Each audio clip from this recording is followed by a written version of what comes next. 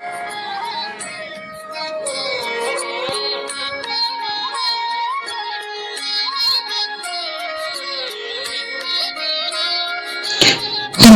आपका हमारे YouTube channel पे बहुत ही स्वागत और अभिनंदन। आपका हमारे चैनल पर आने के लिए बहुत ही धन्यवाद। आप हमारे चैनल को जरूर सब्सक्राइब करें। हम आपके सम्मुख धर्मराज भगवान चित्रगुप्त की पूजा व कथा महात्म्य लेकर प्रस्तुत हुए हैं। धर्मराज भगवान चित्रगुप्त सनातनी हिंदुओं के महाशक्तिशाली देवता माने जाते हैं। इनकी शक्तियों का वर्णन शिव पुराण, भविष्य पुराण व गरुड़ पुराण में मिलता है। कायस्थ राजवंश इन्हीं की देन है। भगवान श्री चित्रगुप्त के हाथ में कलम, तलवार, शंख, चक्र, गदा व तलवार आदि शस्त्र हैं। वे ही अनंत एवं सर्वशक्तिमान हैं। ऐसा माना जाता है कि चित्रगुप्त भगवान का सिंहासन स्वर्ण का बना हुआ है।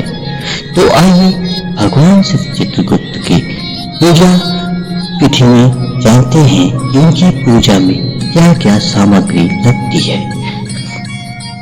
पहला, आपके पास भगवान श्री चित्रगुप्त की मूर्ति या चित्र होना चाहिए। दूसरा, धूप दीप, ऋतुफल, फूलमाला, रोली, चंदन, अक्षत, नैवेद्य, गंगा जल या पवित्र जल, कलम और दावात यह भगवान चित्रगुप्त को चढ़ाना अति आवश्यक है।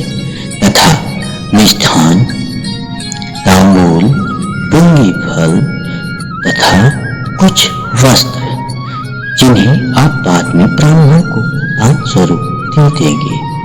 सर्वप्रथम आप भगवान श्री चित्रगुप्त की मूर्ति या चित्र को एक पवित्र स्थल पर रखें, जहां चौकी लगाकर उस पे पीला या लाल रंग का वस्त्र बिछाएं तथा उस पर भगवान श्री चित्रगुप्त जी की मूर्ति या चित्र को रखें। मूर्ति को गंगा जल से स्नान कराएं या चित्र पर गंगा जल का छिड़काव करें। फिर रोली, चंदन, अक्षत से भगवान श्री चित्रगुप्त को तिलक लगाएं। मूर्ति के सामने धूप दीप जलावें व भगवान चित्रगुप्त को फल फूल अर्पित करें और कलम दवात भी उन्हें अर्पित करें और उन्हें दुर्वा, चंदन व ऋतुफल भी जरूर चढ़ाएं। इससे भगवान चित्रगुप्त बहुत ही प्रसन्न होते हैं। अंत में पूजा करने के बाद आप हवन करें और भगवान की आरती करें। तो आइए हम लोग शुरू करते हैं भगवान श्री चित्रगुप्त की कथा। यह सब चढ़ाने के बाद आप कहें, लेखनी कटनी हस्त चित्रगुप्त नमोस्तुते। हे चित्रगुप्त भगवान, जिनके हाथ में लेखनी और कलम है, ऐसे चित्रगुप्त को नमस्कार है। हे चित्रगुप्त भगवान, आपको सादर प्रणाम है। तो आइए अब शुरू करते हैं भगवान श्री चित्रगुप्त की कथा महात्म्य। श्री भीष्म उवाच। श्री भीष्म पितामह ने श्री पुलस्त्य जी से पूछा कि हे महामुने, इस लोक में कायस्थ इस नाम से विख्यात जो पुरुष हैं, वे किस वंश में उत्पन्न हैं और किस वर्ण में कहे जाते हैं? हे महामुने, यह कथा सुनने की मेरी इच्छा है। इस संदेह को दूर करने को आप सब भांति समर्थ हैं, इसलिए आप कृपा करके इस पुनीत कथा को वर्णन करिए। इस बात से पूछे गए मुनि पुलस्त्य जी प्रसन्न होकर गंगा जी के पुत्र पवित्र भीष्म पितामह जी से बोले, हे गांगे, कायस्थोत्पत्ति मैं आपसे वर्णन करता हूँ, जिसको आपने अद्यापाद अभी नहीं सुना होगा। उसी को कहता हूँ जिसने इस चराचर जगत को उत्पन्न करके पालन किया और करता है, फिर वही नाश करेगा। ऐसा दृश्य अव्यक्त और शांत पुरुष लोक पितामह ब्रह्मा ने जिस भांति पूर्व ही इस संसार की कल्पना की है वही वर्णन करता हूँ। मुख से ब्राह्मण, पांव से क्षत्रिय, जंघा से वैश्य, पैर से शूद्र, इस भांति 2 पांव, 4 पांव, 6 पांव वर्ण आदि लेकर सर्पात जीवों को एक ही काल में चंद्र, सूर्यादि ग्रहों को और अन्य बहुत जीवों को उत्पन्न करके हे भारत, ब्रह्मा जी सूर्य सम तेजधारी ज्येष्ठ पुत्र को बुलाकर कहा, हे सुव्रत, यत्न पूर्वक इस जगत की रक्षा करो, सृष्टि पालन करो। ज्येष्ठ पुत्र को आज्ञा देकर जो ब्रह्मा ने किया उसे आप सुनिए। एकाग्र चित्त होकर ब्रह्मा ने 10,100 वर्ष समाधि लगाई। अंत में विश्रांत चित्त हुए। जब ब्रह्मा जी विश्रांत चित्त हुए तब जो हुआ वो मैं आपसे कहता हूँ। ओम ब्रह्मा जी के शरीर से बड़े बड़े भुजाओं वाले श्यामवर्ण कमलवत नेत्र, शंख के तुल्य गर्दन, चंद्रवत मुख, तेजस्वी अति बुद्धिमान, हाथ में कलम और तवार लिए तेजस्वी बुद्धिमान, अति सुंदर विचित्रांग स्थिर नेत्र वाले एक पुरुष अव्यक्त जन्मा ब्रह्मा के शरीर से उत्पन्न हुए। तब हे कांगे, ब्रह्मा जी समाधि को छोड़कर सामने स्थित पुरुष को नीचे से ऊपर देखकर ब्रह्मा ने पूछा कि हे पुरुषोत्तम, आप हमारे सामने स्थित कौन हैं? ब्रह्मा का यह प्रश्न सुनकर वह पुरुष बोला कि हे नाथ, हे विधि, मैं आपके ही काया से उत्पन्न हुआ हूँ, इसमें कुछ भी संदेह नहीं है। अब आप मेरा ही एकांत नामकरण करने के योग्य हैं, सो करिए और मेरे करने योग्य कार्य भी कहिए।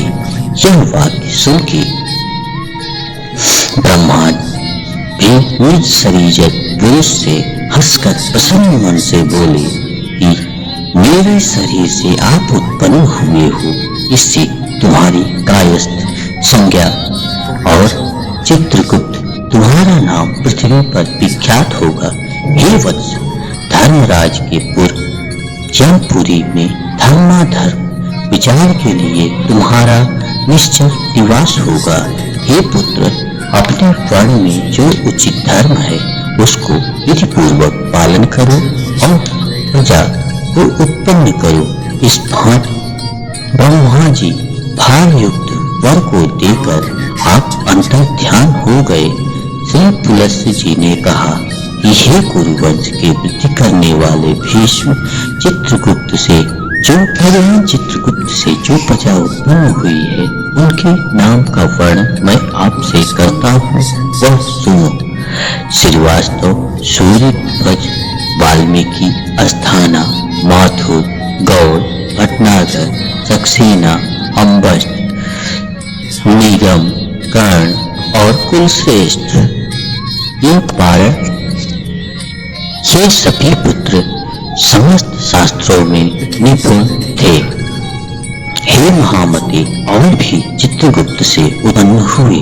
तब चित्रगुप्त ने पुत्रों को पृथ्वी पर भेजा और धर्माधर्म के जानने वाले महामती चित्रगुप्त ने धर्म साधन की शिक्षा दी कि देवताओं का पूजन, पितरों का श्राद्ध, तर्पण, ब्राह्मणों का पालन पोषण और अभ्यागतों की सेवा युक्त पूर्वक सदैव करना।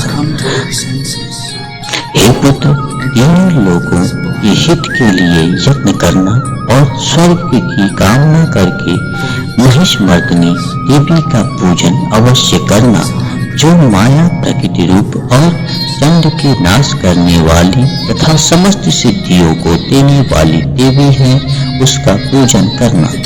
इसके प्रभाव से देवता लोग सिद्धियों को पाकर स्वर्ग लोक को गए। स्वर्ग के अधिकार को पाए सदैव यज्ञ में भाग लेने वाले हुए।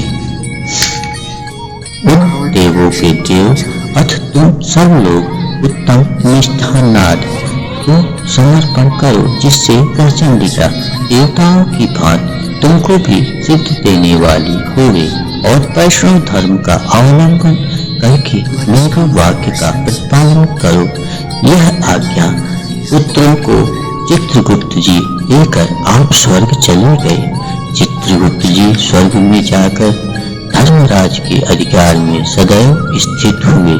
हे भीष्म, इस भांति चित्रगुप्त के गांठपट्टी की व्यवस्था है, सो मैंने आपसे कही। अब मैं उन लोगों का विचित्र इतिहास और चित्रगुप्त का जैसा प्रभाव उत्पन्न हुआ सो भी आपसे कहता हूँ। श्री पुलस्त्य जी बोले, धर्माधर्म को न जानता हुआ नित्य पाप कर्म में रत पृथ्वी पर सौदास नामक राजा हुआ। वह पापी दुराचारी धर्म कर्म से रहित जिस प्रकार स्वर्ग में जाके पुण्य के फल को भोग किया, सो वह कथा सुनो। राजनीति को भी न जानता हुआ राजा निज राज्य में मुनादी पिटवा दिया कि दान धर्म हवन श्राद्ध तर्पण अतिथियों का सत्कार जप नेम और तपस्या का साधन मेरे राज्य में कोई न करे। देवी की भक्ति में तत्पर वहां के निवासी ब्राह्मण लोग उस सौदास राजा का ब्राह्मणादिक वहां रह गए। वह यज्ञ हवन श्राद्ध और तर्पण कभी नहीं करते थे। हे गंगा जी के पुत्र, तब से उस राज्य में कोई कहीं पर यज्ञ हवन पुण्य कर्म नहीं करता था। हे भीष्म, उस देश से पुण्य बाहर चला गया। ब्राह्मण आदि और अन्य वर्ण के लोग धर्म को नाश करने लगे। अब आप उस दुष्ट राजा के कर्म विपाक को सुनो। कार्तिक शुक्ल पक्ष की द्वितीया आज उत्तम तिथि को पवित्र होकर कायस्थ लोग चित्रगुप्त का पूजन भक्ति भाव से परिपूर्ण सुंदर धूप दीप आदि से करते थे। दैववश सौदास राजा भी पृथ्वी पर घूमता हुआ वहां पहुंचा और पूजन देख कर पूछने लगा कि यह पूजन किसका करते हो। वह लोग बोले कि हे राजन, चित्रगुप्त भगवान का यह पूजा कर रहे हैं। यह सुनकर राजा ने कहा कि मैं भी भगवान चित्रगुप्त की पूजा करूंगा। यह कहकर विधियुक्त स्नान करके श्रद्धायुक्त मन से श्री चित्रगुप्त भगवान की पूजा किया, तो उस भक्तियुक्त पूजन करने से उसी क्षण पाप रहित होकर वह सौदास राजा स्वर्ग लोक को चला गया। यह विचित्र चित्रगुप्त के प्रभाव वाला इतिहास मैंने आपसे कहा। अब हे नृपश्रेष्ठ, तुम्हारी क्या सुनने की इच्छा है? यह सुनकर भीष्म जी महर्षि पुलस्त्य जी से बोले, हे विपिन, इस विधि से उसने वहां पूजन किया। हे प्रभु, और कौन सी विधि है जिसके प्रभाव से हे मुनिश्रेष्ठ सौदास राजा स्वर्ग को गया? श्री पुलस्त्य जी बोले कि हे भीष्म, चित्रगुप्त के पूजन की विधि मैं आपसे कहता हूँ, जो इस प्रकार घृत से बने नैवेद्य और ऋतुफल, चंदन, पुष्प, धूप, दीप, अनेक प्रकार के नैवेद्य और रेशमी चित्रित वस्त्र से पूजन करके मेरी शंख, भेरी, शंख, मृदंग, डिंडिम और भी अनेक बाजे बजाकर भक्ति युक्त से श्री चित्रगुप्त का पूजन करें। हे विद्वान, जल से परिपूर्ण नवीन कलश लाकर उसके ऊपर शक्कर से भरा एक कटोरा रखें। यत्न पूर्वक पूजन समय ब्राह्मण को दान देवें। पूजन का मंत्र है, हे दावात, कलम और कली हाथ में लेकर पृथ्वी पर घूमने वाले हे चित्रगुप्त, आपको नमस्कार है। हे चित्रगुप्त, कायस्थ पतित जाति को प्राप्ति के लेखकों को अच्छा देने वाले आपको बार बार नमस्कार है। जिसको आपने लिखने का जीविका बनाकर पालन करते हैं, इसलिए मुझे शांति दीजिए। हे राजेंद्र, इन पूर्वोक्त मंत्रों से संकल्प पूर्वक हे कुरुवंश को बढ़ाने वाले भीष्म,